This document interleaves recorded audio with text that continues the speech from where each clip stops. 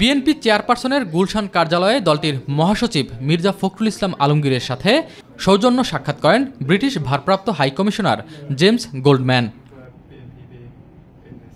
সাক্ষাৎ শেষে গণমাধ্যমের সাথে কথা বলেন বিএনপি মহাসচিব। তিনি জানান, জুলাই গণহত্যার বিষয়ে জাতিসংঘের প্রতিবেদনে সত্য উঠে এসেছে।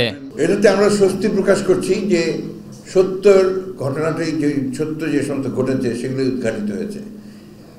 প্রবলেমটা হচ্ছে আমাদের জাতিসংঘ যখন বলে তখন আমরা সবাই সেগুলো বিশ্বাস করি, আর যখন আমরা রাজনৈতিক দলগুলো বলি তখন আপনার অনেকেই বিশ্বাস করতে চায় না। এটা প্রমাণিত হয়ে গেছে যে হাসিনা একজন ফ্যাসিস্ট এবং তিনি এই দেশের মানুষের অত্যাচার করেছেন, নির্যাতন করেছেন, গণহত্যা করেছেন। তাকে অবিলম্বে আমরা আজকে এখান থেকে চাইব যে ভারত সরকার তাকে ফেরত দিয়ে বাংলাদেশ সরকারের হাতে দেবে এবং তাকে এখানে বিচারের আওতায় নিয়ে আসা হবে। এক প্রশ্নের জবাবে বিএনপির এই শীর্ষ নেতা জানান, জাতীয় নির্বাচনের আগে স্থানীয় সরকার আর সংখ্যানুপাতিক নির্বাচন কোনোটিরই পক্ষে নয় তার দল। এটা তো আমরা একেবারেই একমত নই।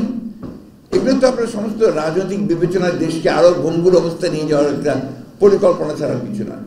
যত দ্রুত নির্বাচন হবে ততই আপনার রাজনীতি সহজ হবে, বাংলাদেশের মানুষ একটা স্থিতিশীল অবস্থার মধ্যে আসবে। আনুপাতিক হারে নির্বাচনের কোনো ব্যবস্থাকে আমরা সমর্থন করবো না, কারণ এখানকার মানুষ এটাতে অভ্যস্ত না, প্রশ্নই উঠতে পারে না। প্রয়োজনীয় সংস্কার শেষে দ্রুত নির্বাচন অনুষ্ঠান করা গেলে গণতন্ত্রের জন্য কল্যাণকর হবে বলে মন্তব্য করেন মির্জা ফখরুল।